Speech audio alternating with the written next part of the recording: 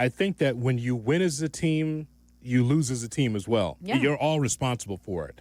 There's some things from Ryan Poles' administration that I had not liked as far as selections, but I think that we can go across the board with any general manager and say, I don't like this player, I don't like this draft pick, I don't like this direction. We can say that for most of the teams in the National Football League.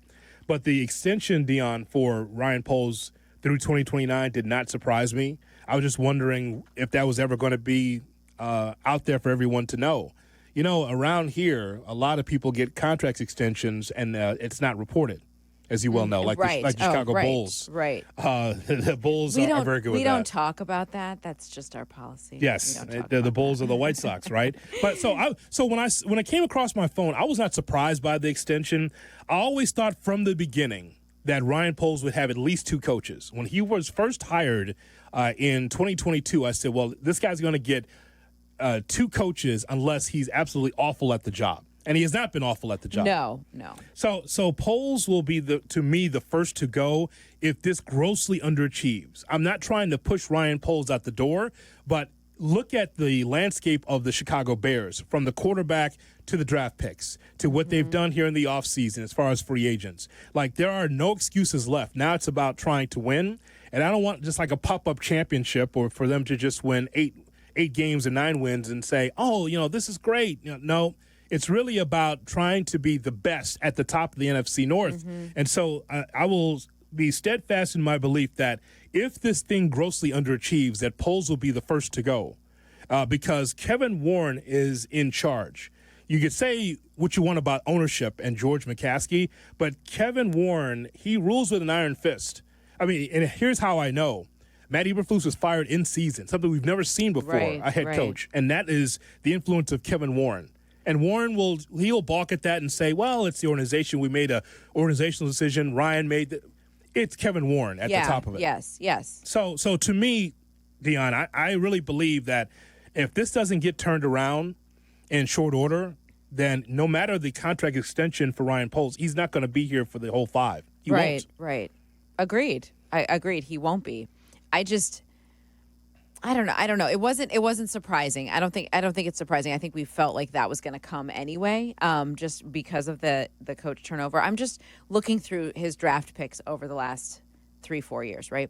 And some misses, like Velus Jones was like the biggest, most glaring miss, but a lot of these guys are still on the roster, and I think that's telling that they're trying to develop them, and that that he didn't totally miss on that. Now, some free agency moves have been questionable. Time will tell if he got the offensive line right, and he is, and that's where they invested in the offseason, and hopefully that's the improvement we immediately see. I mean, he's not been horrible. He hasn't had a terrible picker when it comes to building his roster, I don't think. No. You look across, there's more talent there now than what he inherited, absolutely, for sure. Well, this was the whole deal with Ryan Poles, and this is why usually with the Chicago Bears, it's here's a roster, and then we're going to get a player here or there to be able to put spackle across it and just to be able to cover up the holes. It's different under Ryan Poles because Ryan Poles' plan was to tear this thing down to be able to achieve not one but only 2 number 1 draft picks. One turns into DJ Moore, the other one Caleb Williams. And so he's able to do that in order to be able to reset the franchise. Right. There was certain veterans on this team, as you recall, Dionne, that they were high-priced, but yet you were still losing at the same time. So, right. So it was counterproductive. So I look at that one-loss record, and I put that on Poles, but I put it also on the organization. Now, moving forward, this thing should be better. Now that Ryan Poles and the head coach are aligned, they are lock in step. I'm not trying to push either one of them out the door. I hope that they are able to achieve the success that we think they should. Division championships, perennial playoff appearances. But, man, I just want to see a Super Bowl at least one more time before I'm done, before I'm on a meat wagon. Where does winning the offseason fall on his record? Oh, because has that happened 2-3 years in a row now? Yeah. I mean, he's the king right now. Yeah. And I was thinking, I talked to Darnell Wright yesterday a little bit, and he talked about just, that Ben's a coach that understands all aspects of the team, which is different, right? That's different. But I just had to look back. I'm like, wow, so 6 months since Ben Johnson's been hired. It feels like it's been longer than that. We've been so enamored with everything that he's done that I feel like he's been here long It's easy to forget the fact that he's not coached a game yet. Yes. There are still so many questions around this team when they go to camp next week. That's right. So many. I think I am not. Go ahead. sorry, I didn't mean to jump over. Sure you did. Go ahead. Go ahead. I want to hear it. Why did this have to happen now? Can someone explain that to me? He's 15 and 36 in 3 years. Well, even if you want to separate him from the record, he's 15 and 36. None of the things we think are good that he's done have borne any fruit. Is Caleb Williams the best of the rookie class quarterbacks right now? No. Is Rome even close to the best of the rookie class pass catchers? No. Has Darnell Wright been an all-pro? No. Is DJ Moore a top wide receiver like you expected when you got him in the trade? No. Is the defensive line fixed? No. Have they won a game in 2025? No. No. Yes, they beat Well, the Packers. calendar year. Well, yes. In this season Right, with Ben no, Johnson. you're right, you're no. right, you're right. So Why this does is this have to happen now? well. Look. First of all, I'm glad that it was out. Yeah, same. Same. That's one thing. Yeah. Usually that's very quiet. That's number That's one. fair. And I'm waiting to hear to receive the press release from the Bears and also see how they address it next week. Will Kevin Warren also be sitting there at that table to open training camp like he was when they fired Eberflus and Ryan Poles didn't get much word in? Remember that? Well, I do recall that. Yes. Yes. Remember that moment? Well, but it's because Kevin Warren rules. Yeah. That Agreed. it's his show. It's his show. All right, it's Ryan Pohl's show, but it's Kevin Warren's show as well. So just want to point this out too regarding a previous general manager. There was a time where Ryan Pace was the general manager, and he had a 14 and 34 record, and he got extended. This is after the John Fox administration.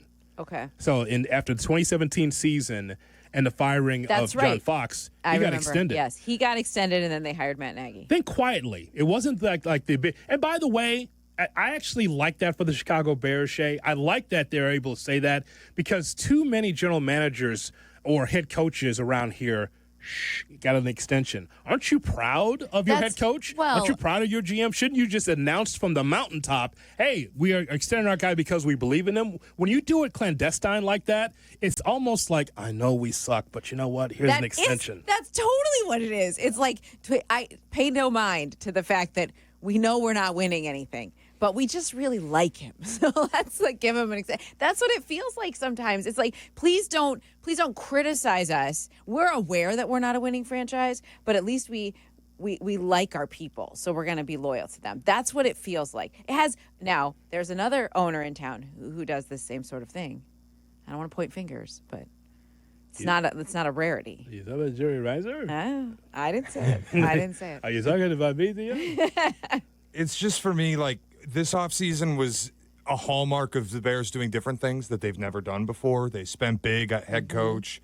They dipped pretty big in free agency. They brought in the offensive lineman we all wanted. They rebuilt the offensive line entirely. Like, it felt very different than everything that's happened with Ryan Poles there.